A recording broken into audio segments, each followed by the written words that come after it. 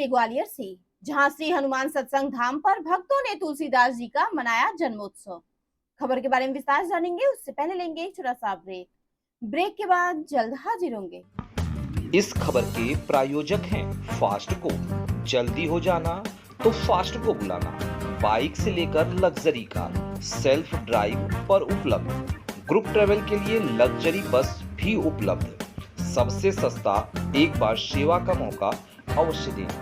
WhatsApp करें 9044808808। Break के बाद आप सभी का स्वागत है। खबर मध्य प्रदेश के ग्वालियर से, जहां महामंडलेश्वर राजगुरु संतोष आनंद महाराज के साथ सैकड़ों भक्तों ने श्री हनुमान सत्संग धाम पर तुलसीदास जी के जन्मोत्सव को बड़े धूमधाम से मनाया।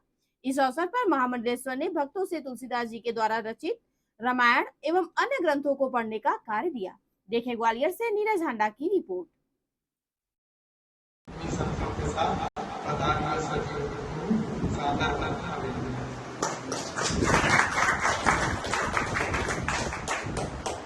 आज संत तुलसीदास जी महाराज की जयंती पर हमारे बीच श्री विशेषा अधिवक्ता की पधारे और इस अवसर पर संस्थान के भक्त लोग सम्मानित श्री योगेश साहब, हम सब लोग सम्मान के साथ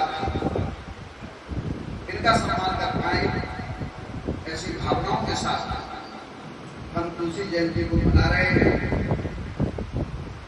निश्चित रूप से संत तुलसीदास जी की बातों का ही जो साहित्य में उनके दर्शन पक्ष मिलता है, वेद पुराण शास्त्र गीता रामायण ब्रह्मसूत्र आदि का सार उन्होंने लिखा है, उन सबका प्रभाव है कि आज हम आप सब एक साथ यहाँ बैठे हुए हैं, एक संत की जयंती मना रहे हैं और उन महा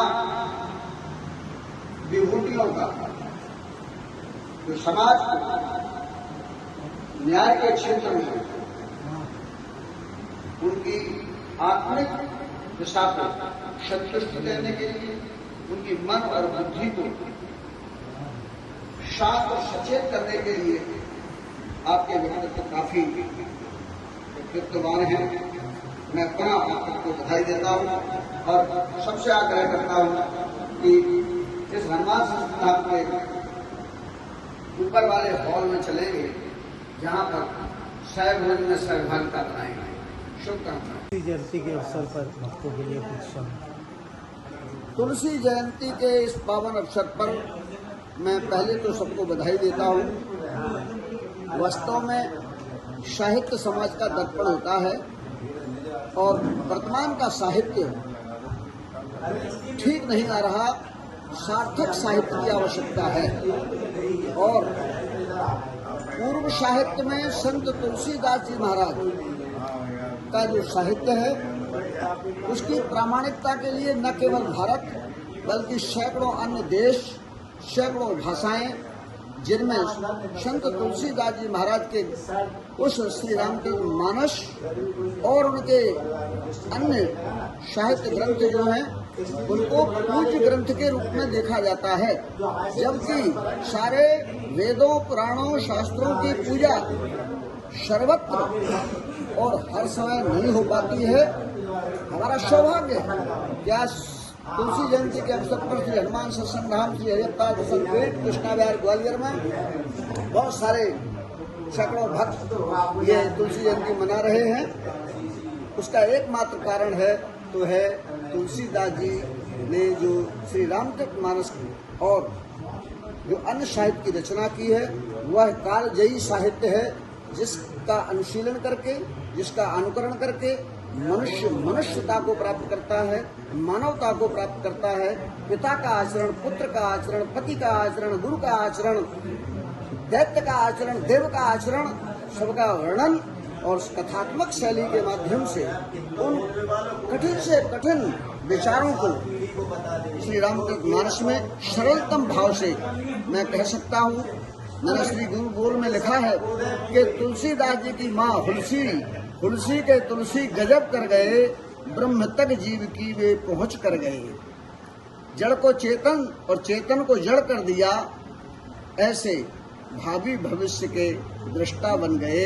संत तुलसीदास जी महाराज का चरित्र, उनका जीवन, उनका साहित्य उस आध्यात्मिक फल तक पहुंचाने वाला है जो भारतीय संस्कृति में धर्म, अर्थ, काम और मोक्ष 4 फल की संज्ञा दी जाती है। चारों फल, और अगर पुत्र को अपना पुत्र बनाना है किसी पिता को तो रामचरितमानस को पढ़ाए, अगर किसी को अपने पिता को ही सुधारना है तो उससे कहे कि श्री रामचरितमानस को पढ़े और उसको स्वयं पढ़ करके परिवार के बीच में अपने संस्कार दे सकता है।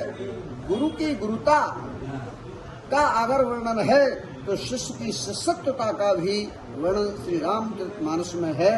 मैं समझता हूँ संत और असंतों की ऐसी सम्यक व्याख्या और उनकी अनेक प्रकार की शैली के माध्यम से उन्होंने जो समाज का दर्शन प्रस्तुत किया है, मैं उनके चरणों में सदैव रोज ही कोटि से नमन करता हूँ और श्री राम कथा मीमांसा के माध्यम से उन्हीं के साहित्य की रोज पूजा करता हूँ। और हमारे यहाँ के भक्त लोग भी श्री रामचरितमानस के अनुयायी हैं।